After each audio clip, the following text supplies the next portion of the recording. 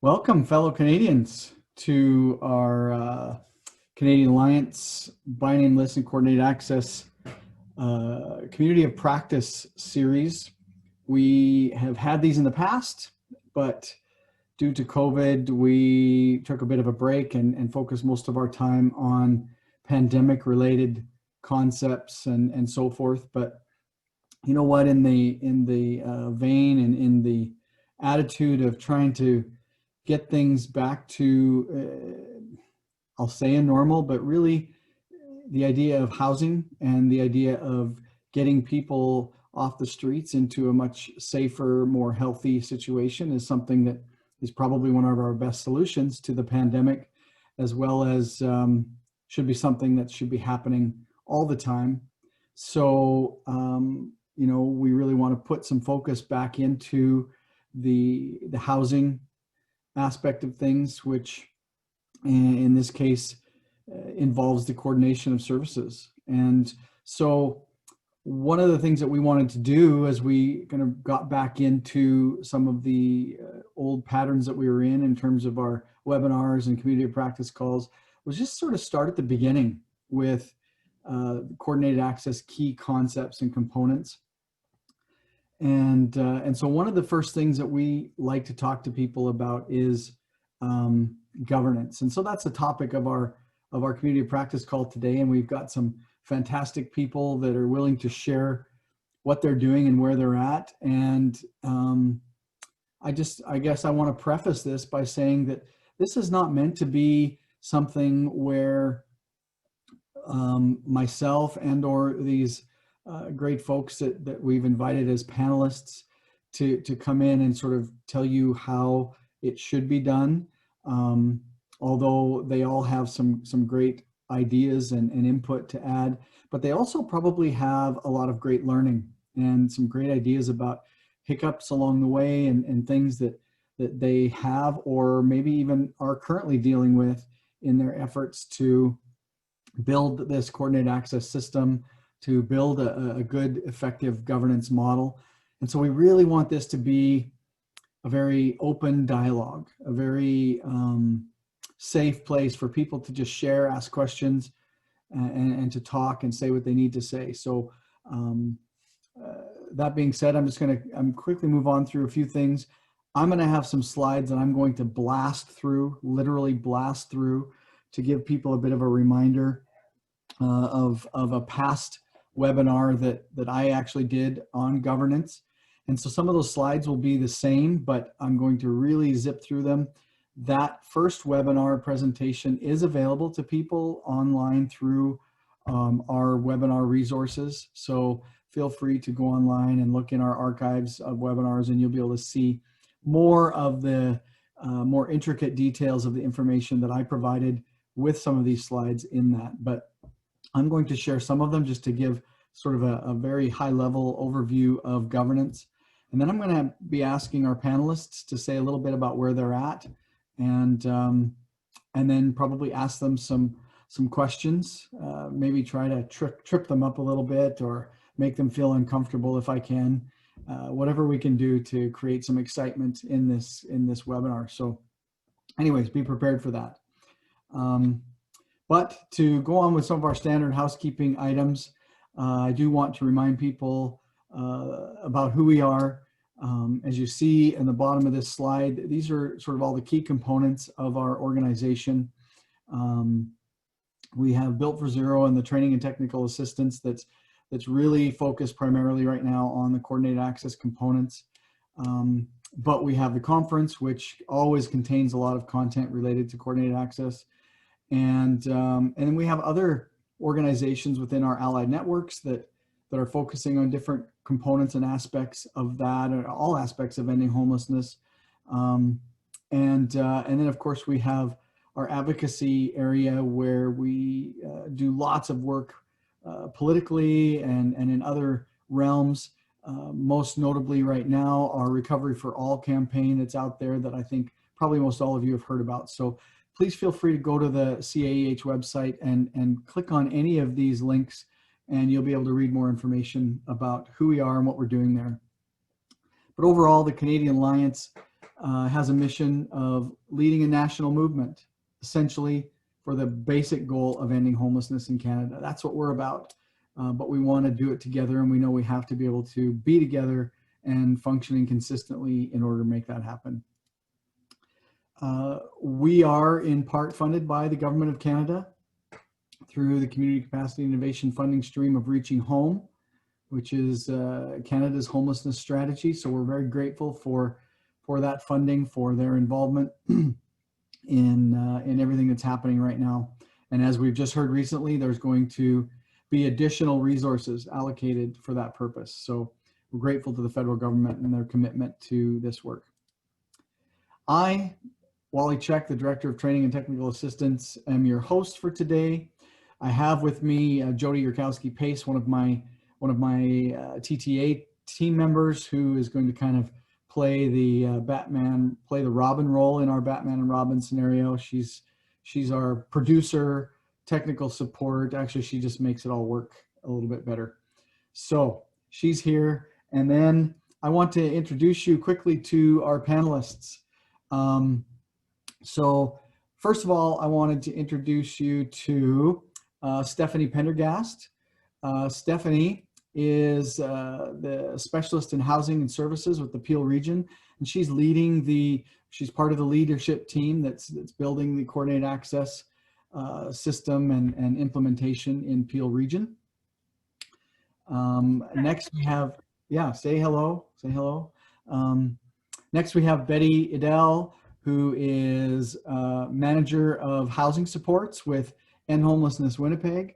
And she is also in that same role where she is working to build that coordinated access system, but focusing very much on how to do that from an Indigenous perspective. And so we're lucky to have her input and thoughts here today. So welcome, Betty. We have Stephanie Melcher, who is the manager of coordinated access development with the City of Toronto. And so we're grateful to be able to have that massive big city perspective and what's going on there and their efforts in building a great governance structure there. So welcome, Stephanie. And then we have Bonnie Krisawati, and I always butcher your name, Bonnie, so I hope I did that not too badly. She is a social researcher and planner for Lakehead Social Planning Council in Thunder Bay, Ontario. And she has also, again, been given charge of watching over and sort of facilitating that process of by name list and coordinated access implementation in Thunder Bay. So welcome, Bonnie. And then we also have Carrie Kitely with us, who is one of the improvement advisors with the Built for Zero program with the Canadian Alliance to End Homelessness. Carrie works quite closely with Stephanie from Toronto and with many of the other communities that we work with through Built for Zero. And Carrie has a lot of great insight and understanding about governance and other components of coordinated access. So we wanted to include her for her expertise. So welcome, Carrie, and thanks for joining us. So just to talk a little bit quickly about coordinated access. And again, I said I'm going to blast through these. Don't worry, with the recording of this webinar, you will get access to the slides, and all of these slides are also available in the previous webinar I talked about that has more content to it. But the first thing is that from a reaching home perspective, the governance component is a mandatory piece. It's essential and it's required to have that built in. So that's one of the reasons it makes it important. But another reason that it's important is because it's key to actually ensuring that your coordinated access system functions in a way that is consistent and that all people involved in that system can be accountable. And we'll talk about that a little bit more later. Now, this is just an example of, and our scorecard related to coordinated access has changed a little bit from this slide. So, but still the basic components are the same and are there. These are the things that we look to identify from coordinated access perspective around what needs to be involved in your governance system. So when you see the little green RH, that means it's a reaching home requirement. Everything else is things that might be above and beyond that. So as you advance your system, you might want to build some of those things in because it will only make it better. But from a reaching home perspective, you see there needs to be a lead organization identified and a governance model identified. So what is governance? The Cambridge Dictionary says it's the way in which an organization is managed at the highest level and the systems for doing this. So the way in which a coordinated access system is managed at the highest level through evidence-based practices and community-determined appropriate staffing, structure, processes, and collaboration with the organizations within it. That's sort of how we will portray it, how we look at it. And of course, I want to underpin that with the idea that the Housing First philosophy should be kind of the foundation of all of that. So keep that in mind.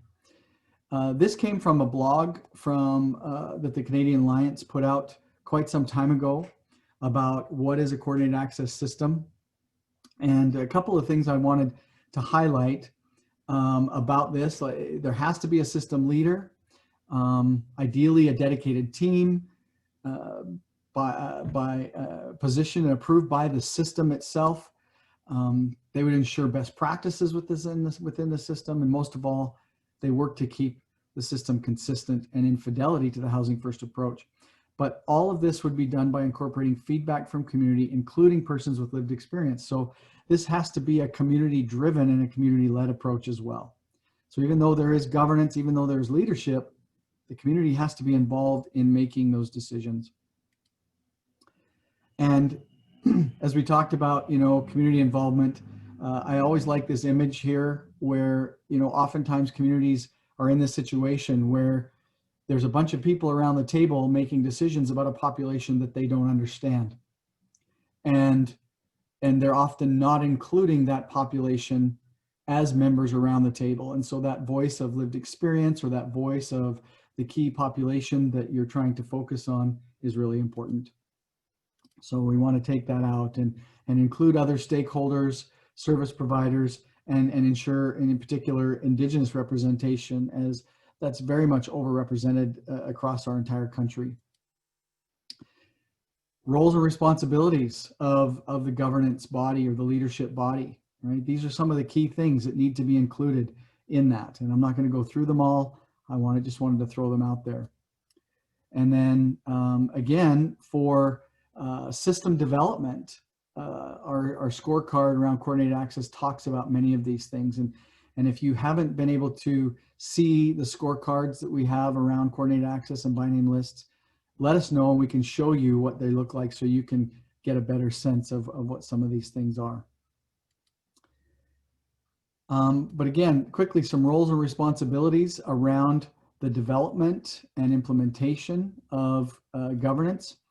These things are really important, right? You're the backbone. The governance system is the backbone, and you're providing the strength and the coordination and the structure around your system. So these are all things and areas that you need to be working to develop within your governance model. Collecting data, being able to provide feedback to the system and taking feedback back from the system for improvement and so forth. So all of these areas are really important. When it comes to funding, okay, oftentimes the community entity, it has to be involved because they're receiving the dollars. So one way or another, the community entity should be connected to that governance structure. But in a lot of cases, the community entity provides that leadership role. It just depends on your model. But it needs to be clear and transparent process, how the funding is given, how it's received, and what's done with it in the meantime. And the normal standard processes for allocating dollars should be followed. Okay.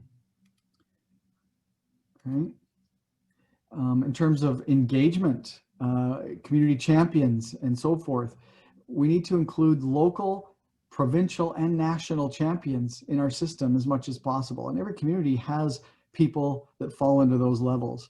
Okay, we're building trust with all of the different bodies and the different people and partnerships. And we like to talk about formal linkages, which is really having documented partnerships, MOUs, things like that. you know, it's okay if you have, you know, you've got a handshake and you've got my word.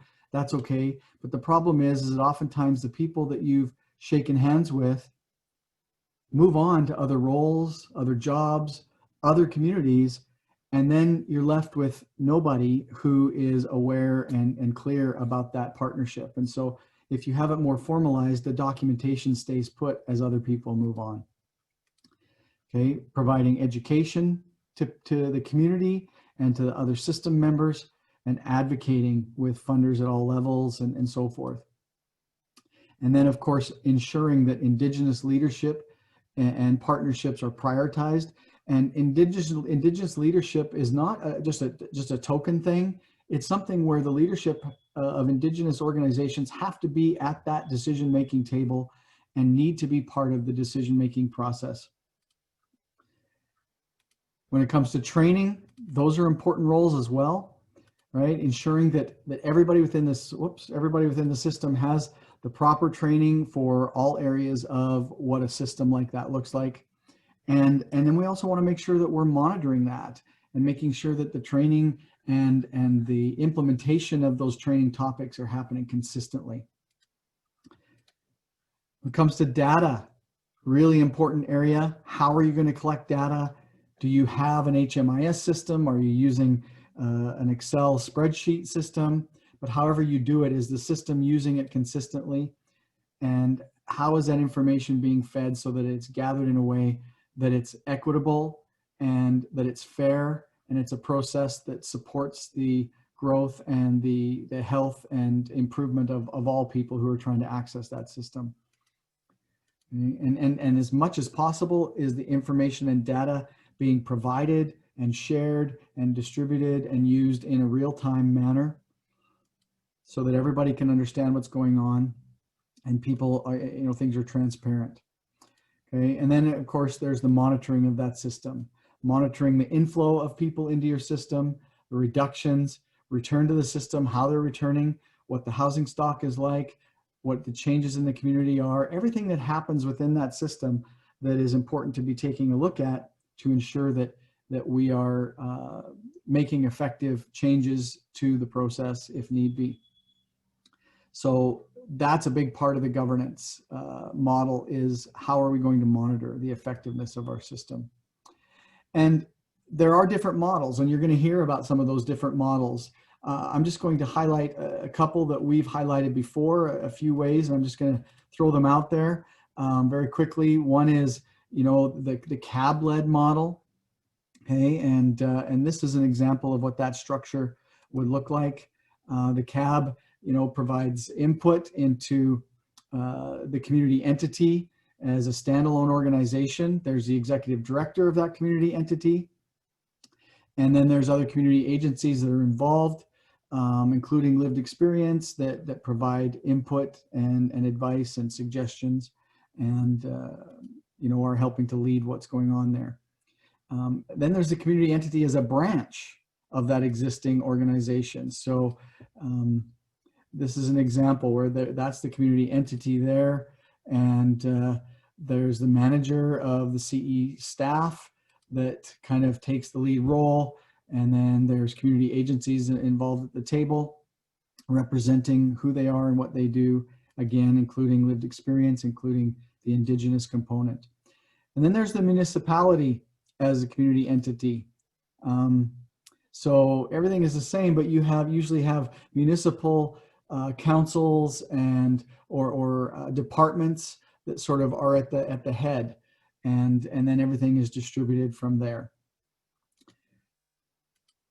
So policies are a huge thing that need to be incorporated, and typically those policies need to be around 4 specific areas: participant consent, standardized assessment, prioritization, and matching and referral.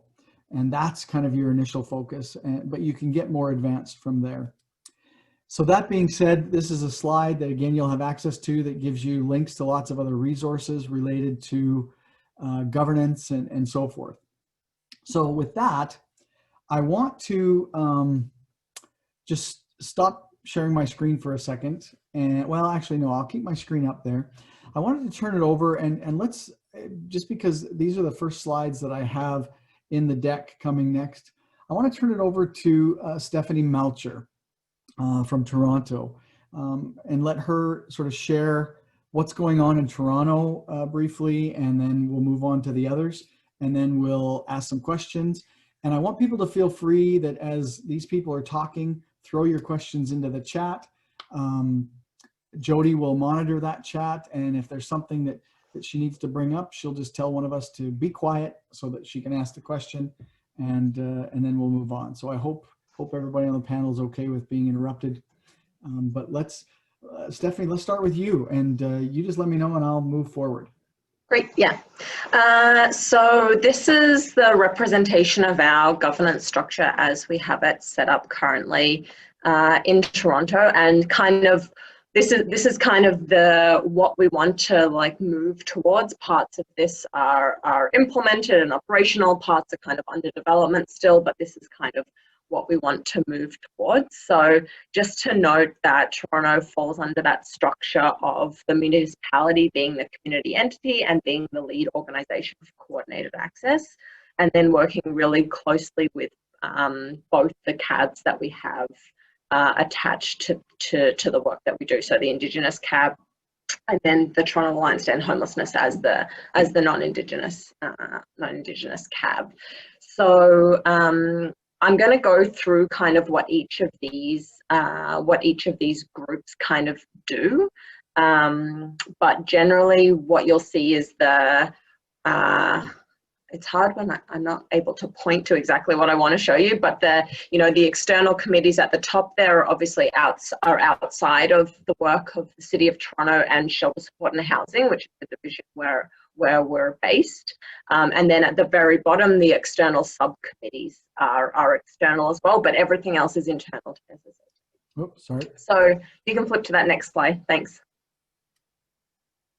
So the project leadership group within SSHJ provides that kind of like high level oversight, approving recommendations on system development, making sure that we're ensuring that we're meeting those legislated and funding requirements, as well as meeting any council direction. So I think Wally's point in those previous slides about this kind of additional piece around direction from council, and there's this alignment with other kind of city priorities and city programs, like our housing TO plan, or now as we kind of are moving on, our recovery plan, our COVID recovery plan, and that kind of thing, like making sure that those pieces are all aligned and that we're meeting any direction from City Council kind of happens at this leadership level. And that's then fed into by, I can flip to the next slide,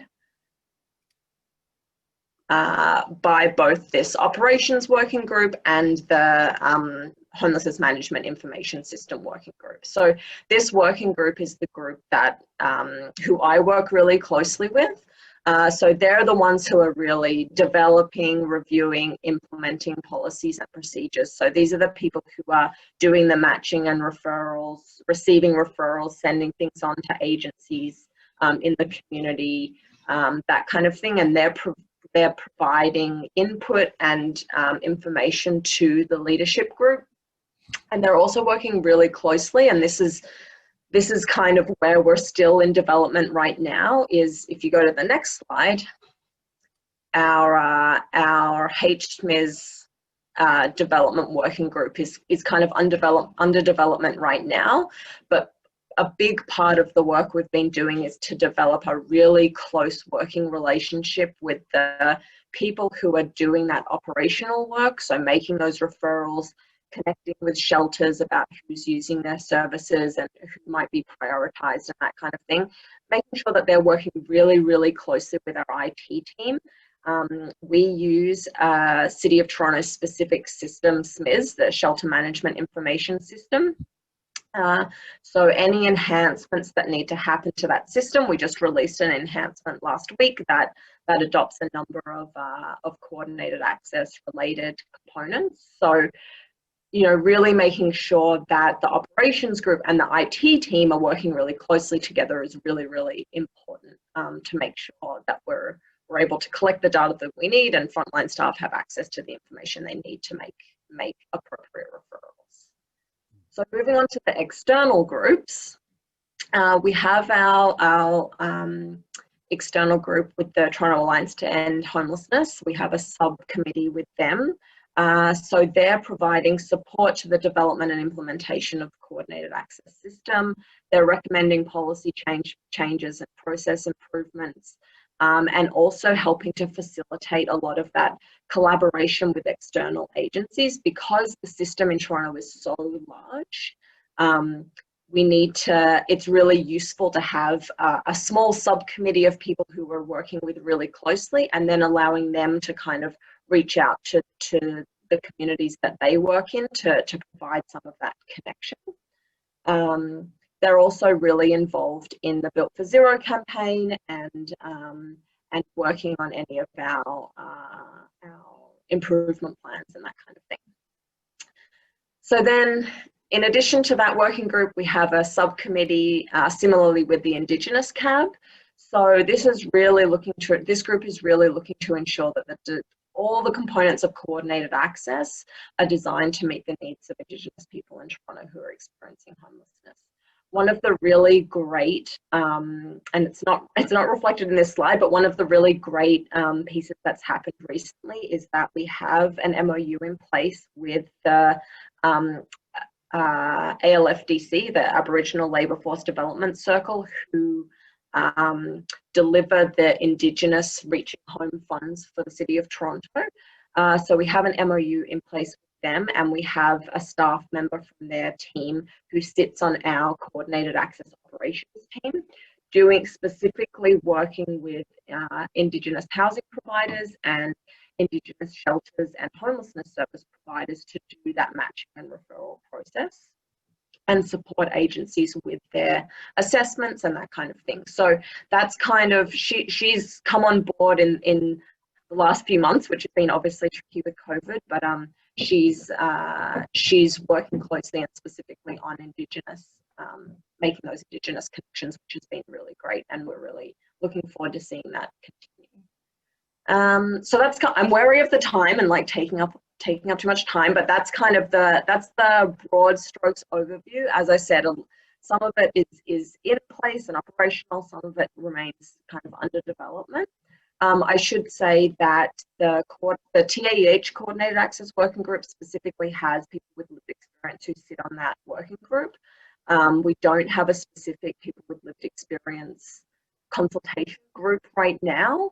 I think it's something that we need to figure out whether, like, I don't know how other cities, other municipalities are doing this or groups are doing this, but, do you have one specific group that's people with lived experience, or do you try and integrate people with lived experience throughout your governance model? And to me, that's kind of one of the questions that remains with that piece. So, yeah.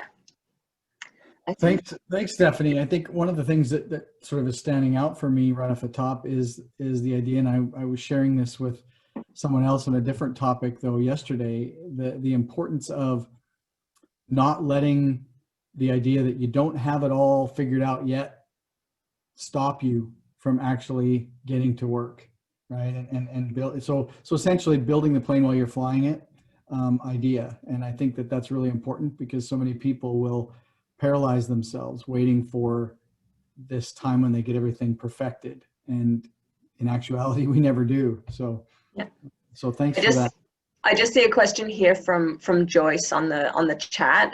She asks, does your coordinated access process cover all services for homeless people in Toronto, or just those that are funded by through Reaching Home?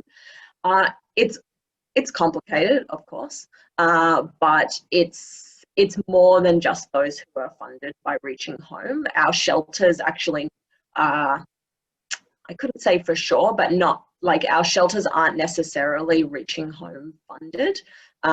There's a lot of them now with all the new COVID sites that have opened up in the past 6 months. We have over 100 shelters who we're working with in Toronto who use that shelter management information system. So that kind of forms the baseline of our by name list.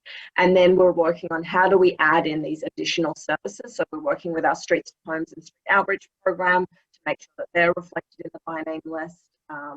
and then looking at other pieces like our BOW sector isn't necessarily connected yet. So we need to kind of figure out some manual processes in the meantime while we develop kind of a more automated system for them to be included. So I hope that answers your question. Great. Okay, thanks.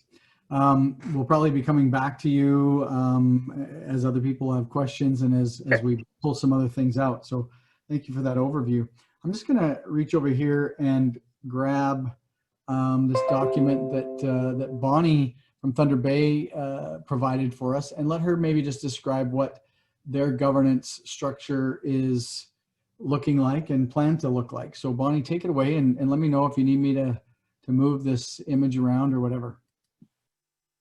Yeah, I don't know if you can get the whole thing on the screen. Well, I can scroll. So. Yeah.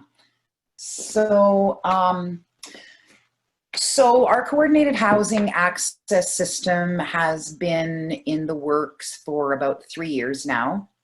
We've been trying to get coordinated housing access going before CAH even started talking about coordinated housing access, before the federal government started talking about it. We realized in Thunder Bay that we had to get all of the housing service providers and support providers around a table together to work together to house the people that were homeless in Thunder Bay. So in 2016, we did our first point in time count. Our by name list didn't really go anywhere. In 2018, we did a second point in time count, and we created a working by name list, which now is going into its 3rd year of working. In Thunder Bay, the province manages housing. So we actually have a district social services administration board in Thunder Bay in the north here that covers the entire northern district, which doesn't make sense at all, but that's what the government decided in the Harris government changed in the 80s. So now we have that district board governing housing. So that has been a little bit of a barrier moving forward with coordinated housing access, because we have our CAB, our Housing and Homelessness Coalition Advisory Board, which consists of all the organizations, et cetera, in Thunder Bay. And then we have the district, which covers housing. So we've tried really hard to work together over the last 3 years, and we've finally made it and created a coordinated housing access system. And of course, we had to create a governance model around that. So and just a little background, the Indigenous CAB and designated CAB and Indigenous community entity and designated community entity in Thunder Bay work very closely together. We go over all documents together. We write up our request for proposals. Well, I mean, not together. I mean, there's privacy rules, et cetera. But the point is we just work very, very closely together, and decisions are never made unless they're made collectively between both CABs and CEs. So that being said, we sat down together. We usually have CAB chair and CE meetings. So that would be the chairs of both of the CABs and the CEs, which are myself and the Thunder Bay Indigenous Friendship Center. We get together and kind of decide what information we'll bring to the CABs. So we decided, we thought about a governance model, and we actually had money set out in our budget from Reaching Home when those dollars first came out to pay a consultant to create a governance model for us. And we went back and forth and flipped and flopped about the governance model and how it should look and what it should say. It looked nothing like this that you're seeing on the screen right now. It was just a bunch of bullet points. And we decided to nix that idea, to not spend money on that, because we knew what we wanted. So we got together and created this draft of our governance structure. So what I really want to point out is that the arrow in the middle between the chairs and the CEs and coordinated housing access really equates to an equal kind of relationship. It's not underneath, even though that circle is underneath with the arrow pointing underneath. You can see the arrow goes back and forth. So it's a reciprocal relationship. I'm looking at it on another screen, so if my head is bobbing around, you understand why. So I'll just look at the top circle first. So the top circle includes the chairs of the CABs and the CEs. As I mentioned before, we work very closely together to make all decisions in Thunder Bay around housing and around reaching home funding and how it's spent and utilized. One example is the recent COVID emergency response money.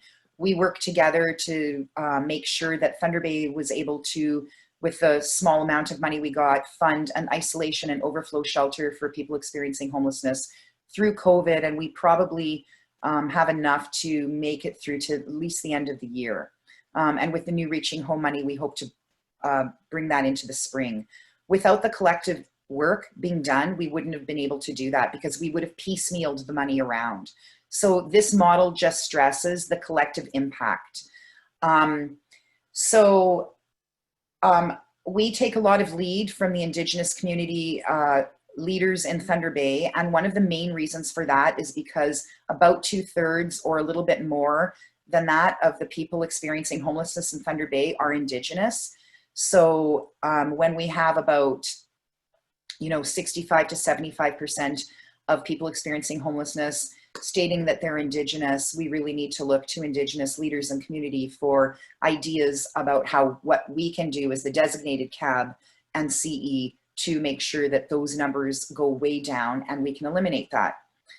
So what we've decided through our community plan and through the write-up that goes along with this, which I won't share because it's, I don't think I've actually shared the final draft with Wally and Jody today.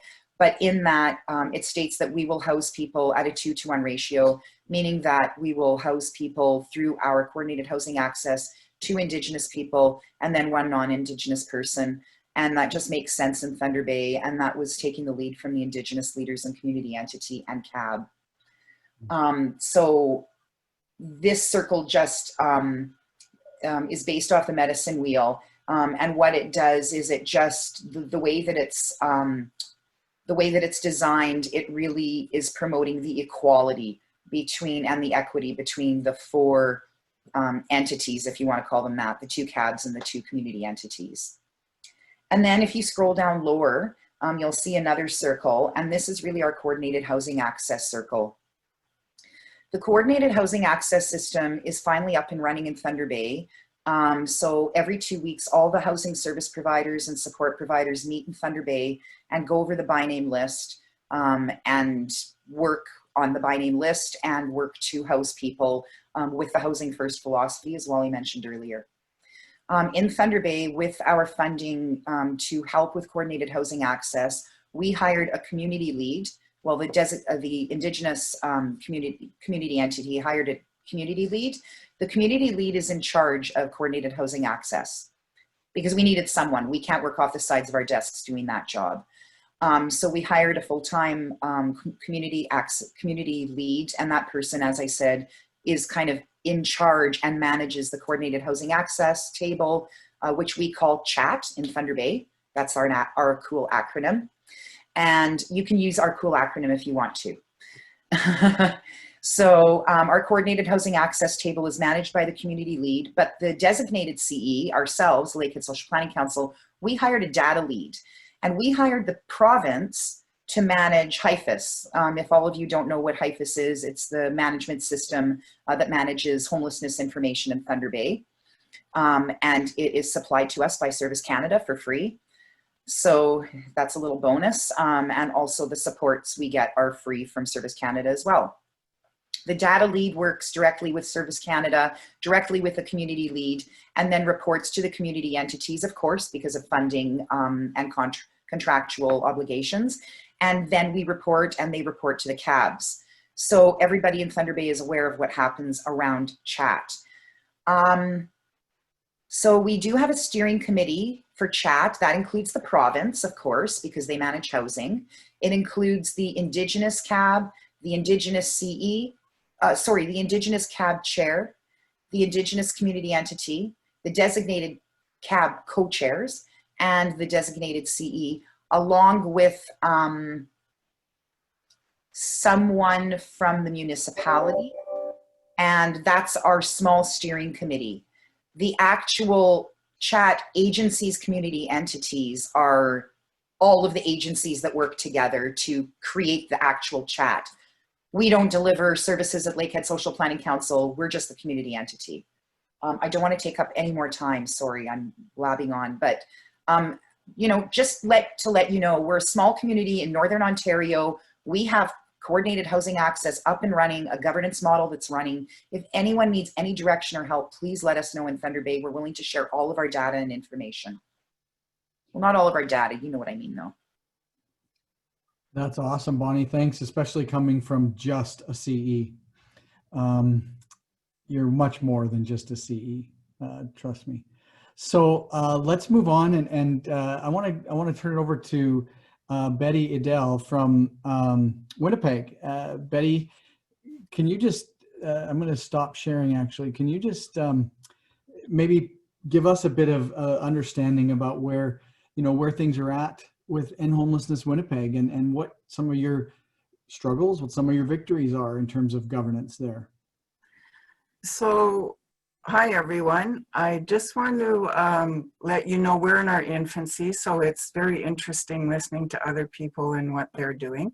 I'm part of a team. There's two of us. I'm doing the lead on coordinated access, but when my team member is working on the HIFIS and the data collection. So we work closely together with each other. I just want people to know that Winnipeg's community entity, we are Indigenous, so we are an Indigenous community entity. So in a way that works out better for us because there is one entity that we need to deal with. So that works out better. And our philosophy also, and the principles of which we operate directly impacts how we're doing this work. So we operate under UNDRIP, the Truth and Reconciliation Principles, collective impact, and we make sure the inclusion of people with lived experience in what we're doing. So I took over this position 4 months ago. So we are very much in our infancy. What we have done is we've set up an advisory committee that's composed of 75% of the people are Indigenous people. So on the advisory committee, whose sole job in the next 3 months is to set up the governance committee. So who should be on that governance committee? What policies, what procedures, what's the intake going to look like?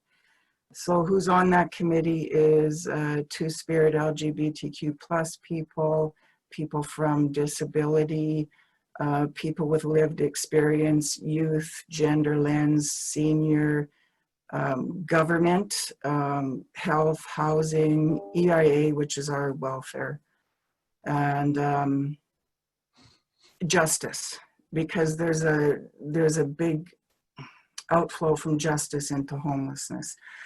And then we have shelters that will be help setting up the governance committee. So we have family violence shelters, youth shelters, and adult shelters will be at the table.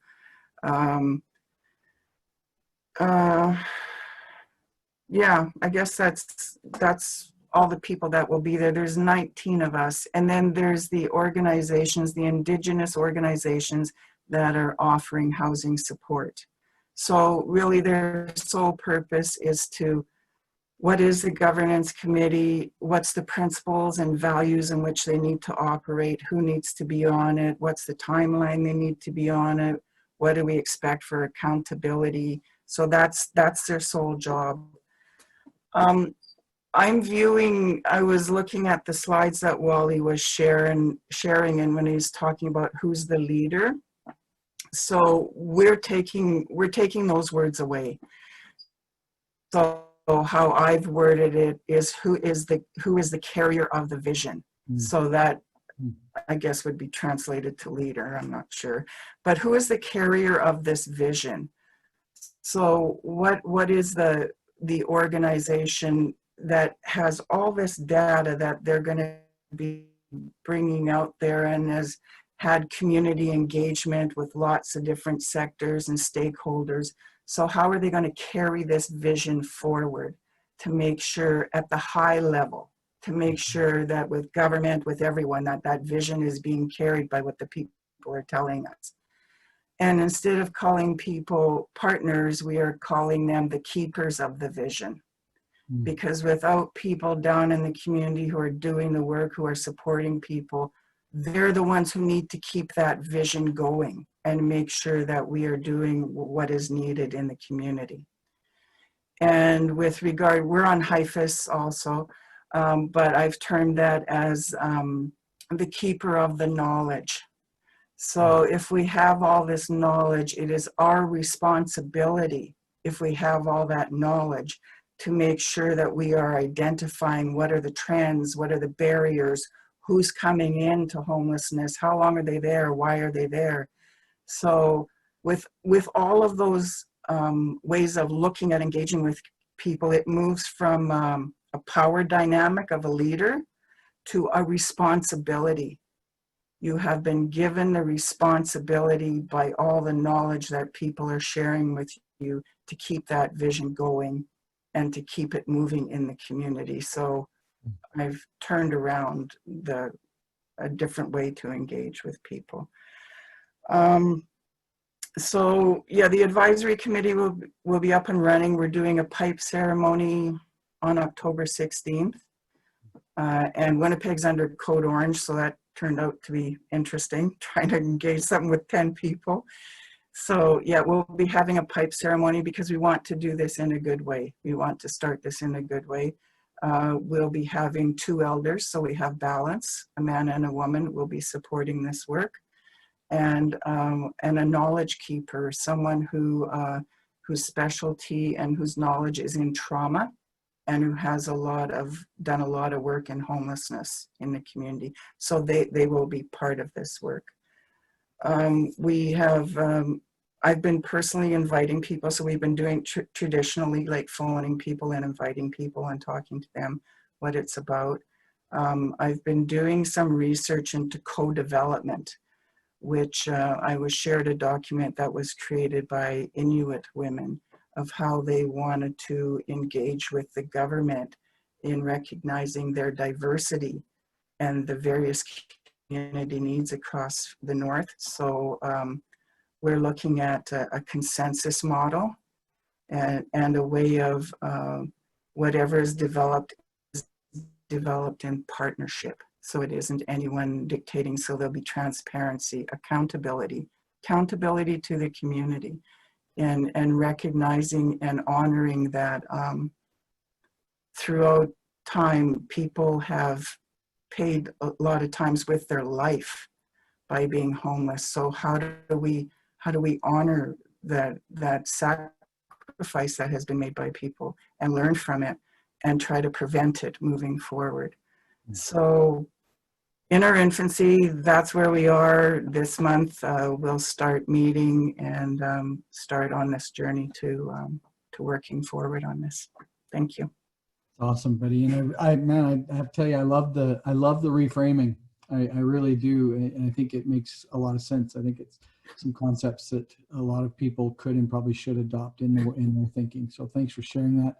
And I'm going to guess you'll have other people reaching out to hear more about that.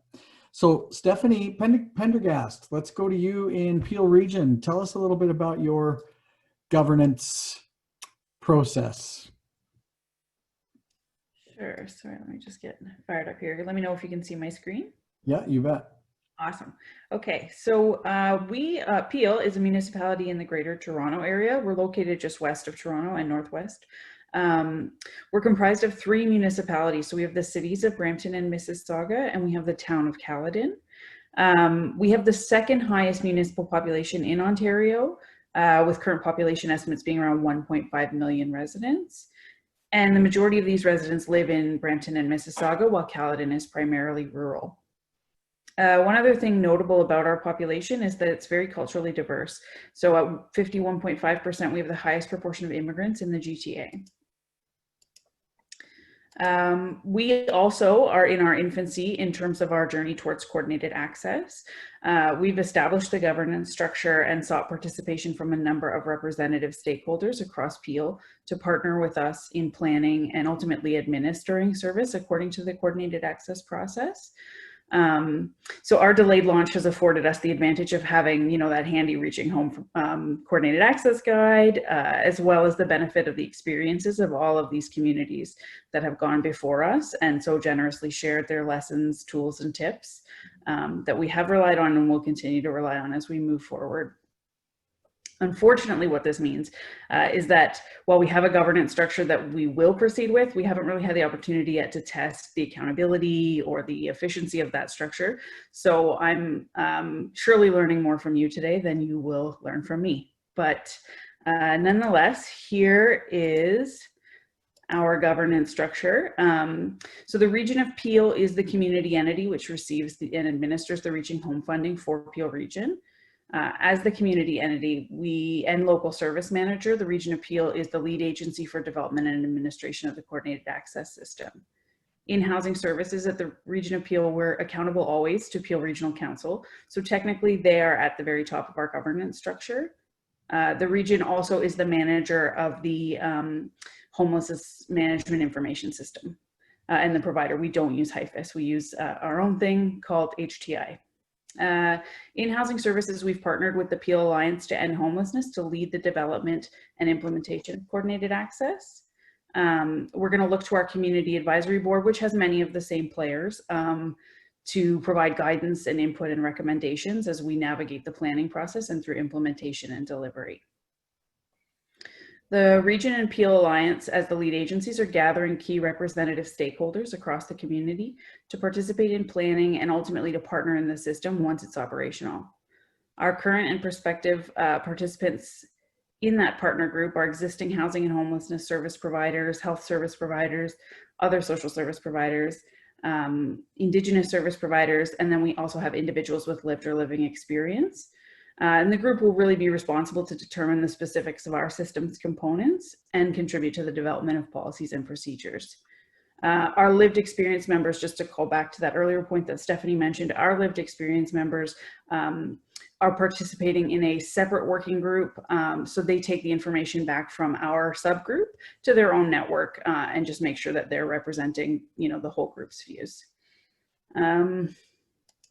In terms of the challenges that we've experienced so far, again, early days for us. So our most significant challenge to date really has just been securing representative participation. So I'm sure that some of these struggles are attributed to the ongoing pandemic. You know, resources are taxed across the whole community. But there are other attributable factors in our case. So like I described earlier, our municipality is comprised of a mixture of largely urban and suburban areas in Brampton and Mississauga, and then a primarily rural Caledon. So while Caledon is engaging in some urban development, it's still really limited in its social service type offerings. So that creates difficulties for finding stakeholders to represent the planning and delivery needs of that community, which is challenging additionally because experiences of homelessness in rural areas, I'm sure have some marked differences from those in urban and suburban areas. So that's a bit of a miss so far. Demographically speaking, representative participation has also been a bit of a challenge. So the Region of Peel, as the Reaching Home community entity, disperses funding across several providers in Peel, but we are a very large service area with numerous social services, and there are many that aren't funded directly by Reaching Home or by the Region of Peel at all. This means that in some cases we have loose connections with the stakeholders in the community, and participation must largely be driven by interest on their part because there is no funding incentive at this time. And so commitment's always been less than forthcoming from some agencies. And as I mentioned earlier, we have a very culturally diverse population. So it's been difficult to ensure that planning includes representation from multicultural or culturally specific targeted groups. And securing Indigenous participation has also been challenging. So our Indigenous population in Peel is relatively small. Census data puts it at around 1%, and our own homelessness enumeration had about 9%, I think, the last time that it was done. And the Region of Peel's Housing Services doesn't directly fund any Indigenous serving organizations, and we don't in recent history have much crossover or collaboration with those agencies in our community. So it's proven difficult to ensure that we have a planning team in place that's going to be able to effectively represent this population. And that's kind of our experience so far. So thank you so much. Awesome. So Carrie, I'm gonna call on you for just a minute here. You know, hearing everything that you've heard from all of these folks, all of your experience in working with communities across the country, and also considering, you know, the last question that was left in the chat about CA governance and HIFIS governance. Are they separate or should they be one and the same? Let's just let you cap things off. And then if there are other questions that come out of it and people are able to hang on, great. If not, that's okay too. But what are your takeaways and what are your, I guess, points of importance that you want to kind of leave everybody with? Well, I think some of the highlights that stuck out for me is the way each community has been able to integrate the decision-making bodies or the bodies of influence in their community into their governance structure. I think, like, when I specifically think about Toronto and the work that they've done to include the Indigenous CAB and the TAH, even though the municipality is the driver and the holder of the funds, it really is respectful in pulling together a governance model that on paper and in practice shows that those voices are important. So I would highlight that. Betty, certainly her organization's approach and process in the community has been very similar in that they're trying to integrate as many voices that are affected by this, by the creation and facilitation of coordinated access into their governance model. So I think that's important. My organized brain that doesn't appear very often sees that happening in a chart and sees us being able to identify, okay, what key decisions are made by each body that we want to influence and inform this. And I think that that's an easy practice to start your governance model when you're thinking about how do we get all these people working together. It's easy just to pull into a chart like who's going to make the decisions, but who needs to inform these decisions, and start to build those kind of arrows and flow diagrams around that. In terms of HIFIS and a governance model, I think that data management and the use of data in your coordinated access system is something to figure out right up front, right? We're very cautious about our information, as we should be. We should be very cautious about the people who we're serving in our communities experiencing homelessness and their information. And I think making some of those decisions right off the bat around who's going to own HIFIS and who's governance as an organization can manage the privacy thresholds is important, and then being very transparent about how that data will be used, how we'll communicate that with our homeless folks in our community as well as community partners is important. So there may be a whole structure around HIFIS that is couched under the municipality or under the lead organization, the backbone organization, but it just has to be summarized in your governance structure and communicated clearly to both folks experiencing homelessness and partners participating in coordinated access. I think across Canada and with the communities that I've been working with and the other IAs with Built for Zero have been working with, governance seems like a really big project. Like, how do we even capture the governance of this? And I think that something you said early on after Steph Malcher spoke, Wally, was just like, let's start with what we have and what we know and move forward from that. And I think that's really key. Your governance model isn't going to be perfect, so let's draft something and then run through a few decisions based on what we've drafted. And I found that communities then get into the practice of, okay, if this is our governance model, let's test this decision or let's test this practice against it and see if it works, make some adjustments, get to a place where we're willing to run with this for 3 months, for 6 months, and then have a review process so that we can continue to improve.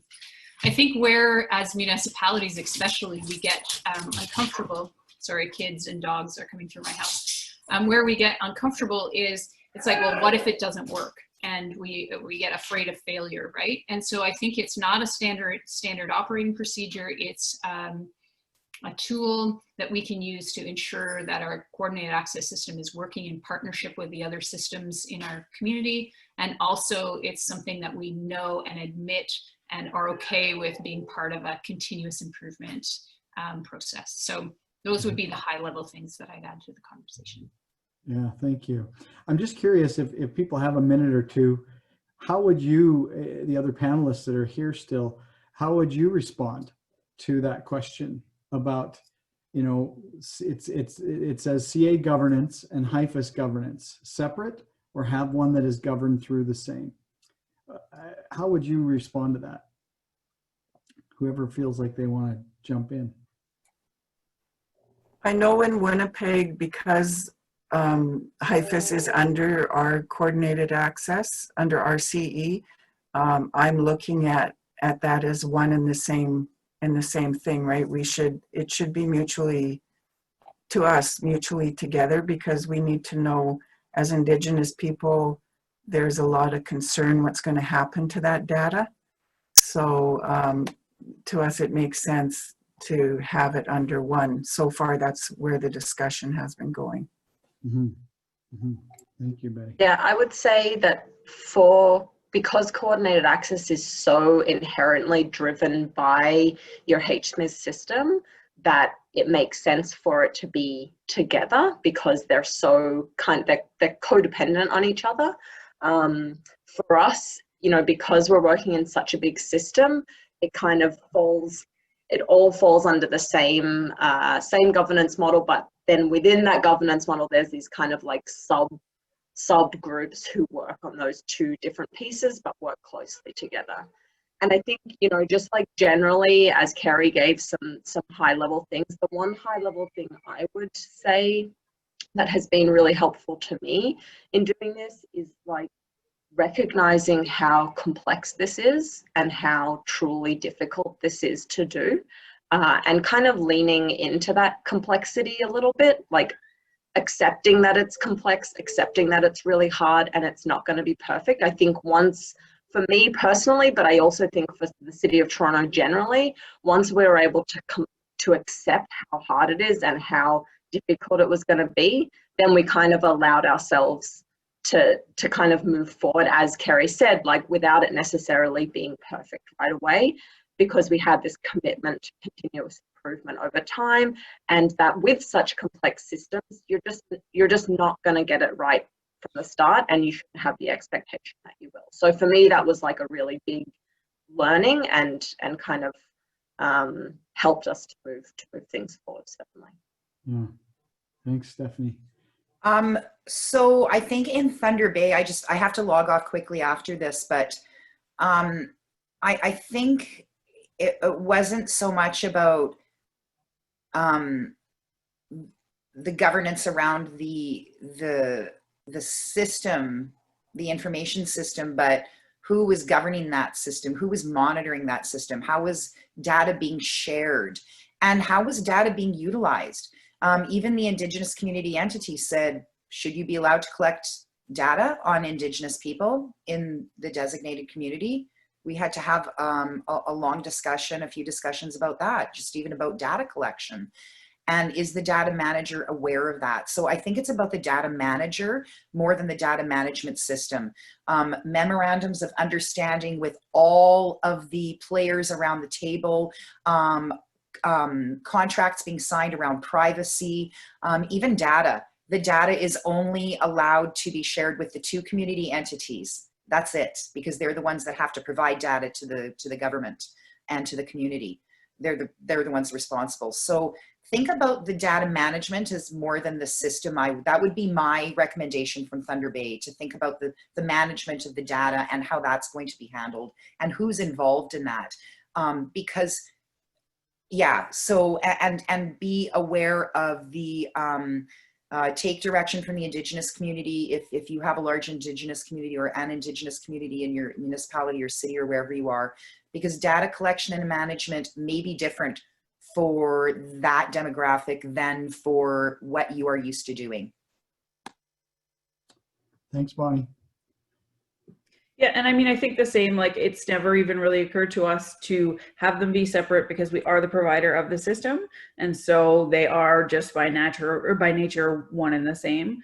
But those are hurdles that we're looking down a long road of, surely, in terms of data sharing agreements and whatnot. And it's because it's supposed to be this inclusive and participatory system, it's going to be more challenging to make people feel included in that and not like, the region owns it, the region is doing all of this, and we just have to kind of participate on the side. So so definitely I'll be looking, you know, as we go along for more learnings from other communities about how you make that participatory and how you manage the data sharing and the privacy and all of those pieces. So great.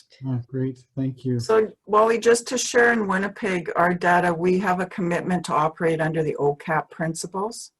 Because we know that most of the people who are experiencing being homeless in Winnipeg are Indigenous. So that is our commitment to operate under the OCAP principles.